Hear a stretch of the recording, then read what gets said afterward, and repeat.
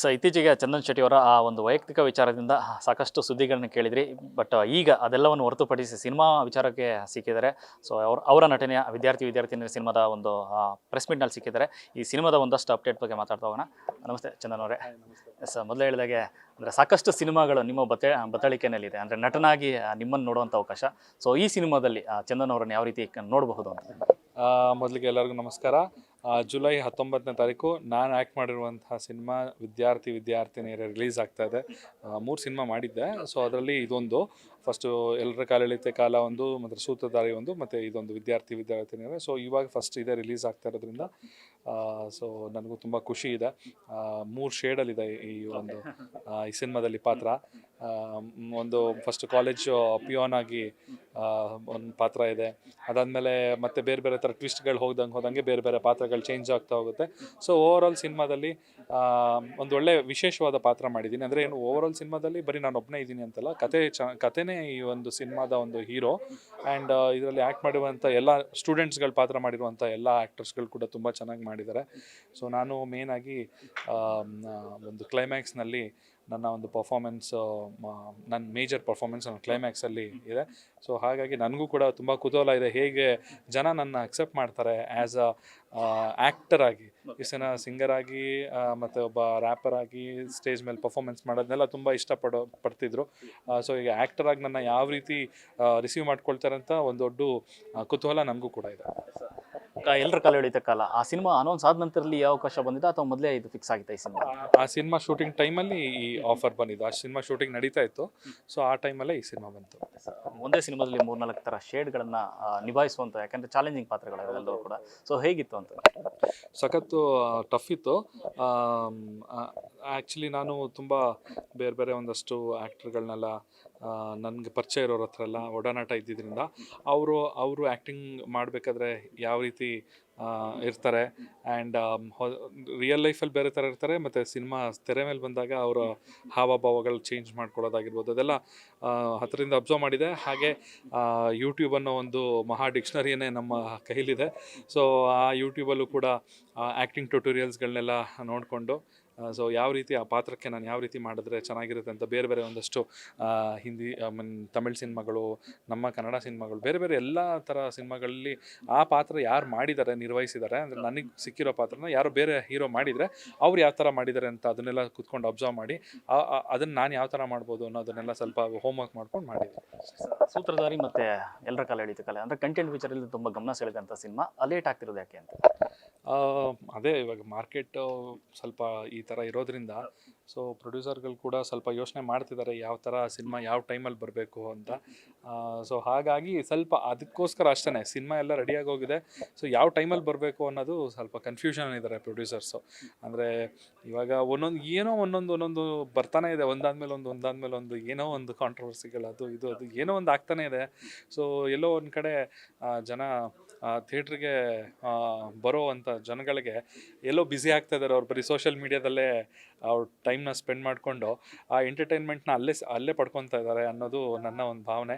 So ಗೊತ್ತಿಲ್ಲ cinema ಯಾವ ಥರ ನಮ್ಮ ಫ್ಯೂಚರ್ ಹೆಂಗಿದೆ ಅನ್ನೋದೇ ನಮಗೆ ಪ್ರೆಡಿಕ್ಟ್ ಮಾಡೋಕ್ಕಾಗ್ತಾ ಇಲ್ಲ. ಈಗ ಇದೆಲ್ಲನೂ ಹೊರತುಪಡಿಸಿ ವೈಯಕ್ತಿಕ ವಿಚಾರ ಕೇಳೋದಾದ್ರೆ ಸರ್, ಅಂದರೆ ಒಂದಷ್ಟು ಏನು ವಿಚಾರ ನಡೆಯುತ್ತೆ ನಿಮ್ಮದು ಮತ್ತು ನಿವೇದಿತಾ ಅವರ ವಿಚಾರ.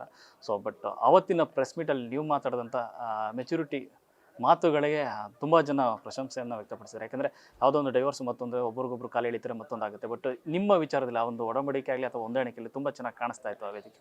ಹೌದು, ಇದೊಂದು ಅಂದರೆ ಅಪ್ರಿಷಿಯೇಟ್ ಮಾಡುವಂಥದ್ದು, ಖುಷಿ ಪಡುವಂಥದ್ದು ಏನಿಲ್ಲ. ಅಂದರೆ ನಾವು ಅವತ್ತು ಕ್ಲಿಯರಾಗಿ ಹೇಳ್ದಂಗೆ ಸುಮ್ಮನೆ ಇದನ್ನು ನಾವು ಈಗ ಇನ್ನೂ ಬಡ್ಡಿಂಗ್, ಇವಾಗಿನ್ನೂ ಸಿನಿಮಾ ಇಂಡಸ್ಟ್ರಿ ಕಾಲಿಟ್ಟು ಇನ್ನೂ ಸಾಕಷ್ಟು ವರ್ಷಗಳ ಜರ್ನಿ ಇದೆ.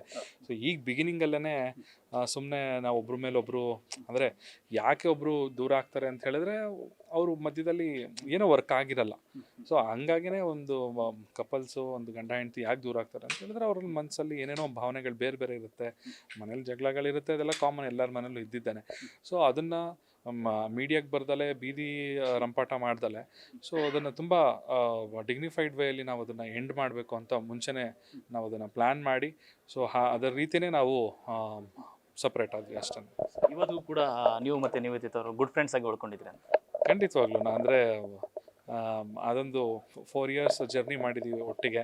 ಸೊ ಸಡನ್ನಾಗಿ ದೂರ ಆಗಬೇಕು ಅಂತಂದಾಗ ಎಲ್ಲೋ ಒಂದು ಕಡೆ ಅದು ಮನಸ್ಸಲ್ಲಿ ಒಂದು ಮೂಲೆಯಲ್ಲಿ ಇದ್ದೇ ಇರುತ್ತೆ ಅದೊಂದು ಬೇಜಾರು. ಅಂದರೆ ಯಾವುದೇ ರೀತಿಯಲ್ಲೂ ಇವಾಗ ನಾನು ಸಜೆಸ್ಟ್ ಮಾಡೋದು, ಇವಾಗ ಕಪಲ್ಸ್ ಮಧ್ಯದಲ್ಲಿ ತುಂಬ ಭಿನ್ನಾಭಿಪ್ರಾಯಗಳು ಆಗೋದೇ ಇಲ್ಲ ನಮಗಿಬ್ರು ಜೀವನದಲ್ಲಿ ಅಂದಾಗ ತುಂಬ ಕಷ್ಟಪಟ್ಟು ಒಬ್ರಿಗೊಬ್ರಿಗೂ ಬೈದಾಡೋದು, ಹೊಡೆದಾಡೋದು, ಇಲ್ಲ ಇನ್ನೊಂದೇನೋ ಕೋಪದಲ್ಲಿ ಒಬ್ಬೊಬ್ರು ಏನೇನೋ ಮಾಡಿಬಿಡ್ತಾರೆ, ತಪ್ಪು ನಿರ್ಧಾರಗಳು ತೊಗೊಂಡ್ಬಿಡ್ತಾರೆ. ಎಷ್ಟೋ ಜನದ ಪ್ರಾಣಗಳು ಕೂಡ ಹೋಗಿದೆ. ಸರ್ ಅದ್ರ ಬದಲು ಅಫ್ಕೋರ್ಸ್ ಇವಾಗ ಸಮಾಜ ಸಾಕಷ್ಟು ಸುಧಾರಿಸಿದೆ. ಹಿಂದೆ ಇದ್ದಂಥ ಮೈಂಡ್ಸೆಟ್ ಇವಾಗಿಲ್ಲ. ಒಂದು 50-60 ವರ್ಷದ ಹಿಂದೆ ಏನು ನಮ್ಮ ಇಂಡಿಯನ್ ಮೈಂಡ್ಸೆಟ್ ಇತ್ತು ಅದಿಲ್ಲ. ಎಲ್ಲ ಟೆಕ್ನಾಲಜಿಕಲಿ ಮೂವ್ ಆಗಿದ್ದಾರೆ. ಎಲ್ಲರೂ ಏನೋ ಒಂದು ಯೋಚನಾ ಶಕ್ತಿ ಇದೆಯಲ್ಲ, ಅದು ತುಂಬ ಮುಂದುವರೆದಿದೆ. ಸೊ ಹಾಗಾಗಿ ದಯವಿಟ್ಟು ನನ್ನ ಸಜೆಷನ್ ಇಷ್ಟನೇ ಎಲ್ಲರಿಗೂ, ನಿಮ್ಮಿಬ್ರಿಗೂ ಅಂಡರ್ಸ್ಟ್ಯಾಂಡಿಂಗ್ ಇಲ್ವಾ, ಈ ಹೊಡೆದಾಟ ಬಡದಾಟ ಹಿಂಗೆ ಇನ್ನೊಂದು ಮಾಡೋದು, ಹಿಂಸೆಗಳು ಕೊಡೋದು, ಕಿರುಕುಳ ಕೊಡೋದು ಅದೆಲ್ಲ ಬಿಟ್ಬಿಟ್ಟು ಖುಷಿಯಿಂದ ಆಗಿಲ್ಲ ಅಂತಂದರೆ ಎಷ್ಟು ಖುಷಿಯಾಗಿ ಮದುವೆ ಆಗಿರ್ತೀರೋ ಅಷ್ಟೇ ಖುಷಿಯಾಗಿ ದೂರ ಆಗೋದು ಒಳ್ಳೇದು ಅಂತ ನನ್ನ ಸಜೆಷನ್ ಅಷ್ಟೇ. ಅಂದರೆ ಒಂದು ಮಾತಿದೆ, ಬಿದ್ದವ್ರ ಮೇಲೆ ಹತ್ಕಲ್ಲು ಅನ್ನೋ ಥರ. ಅಂದರೆ ಈ ಥರ ಏನು ಘಟನೆ ಆದ ತಕ್ಷಣ ನಮಗೆ ಅವ್ರಿಗೂ ಲಿಂಕೇ ಇರಲ್ಲ, ಎಷ್ಟೋ ಜನ ಮಾತಾಡೋಕ್ಕೆ ಸ್ಟಾರ್ಟ್ ಆಗುತ್ತಾರೆ. ಆ ಥರ ನಿಮ್ಮ ವಿಚಾರದಲ್ಲಿ ಸಾಕಷ್ಟು ಆಯಿತು. ಎಲ್ಲ ತುಂಬ ಹತ್ತಿರದಲ್ಲಿ ಗೊತ್ತಿರೋರು ಏನೇನೋ ಕಥೆಗಳನ್ನು ಕಟ್ಟಿದ್ರು.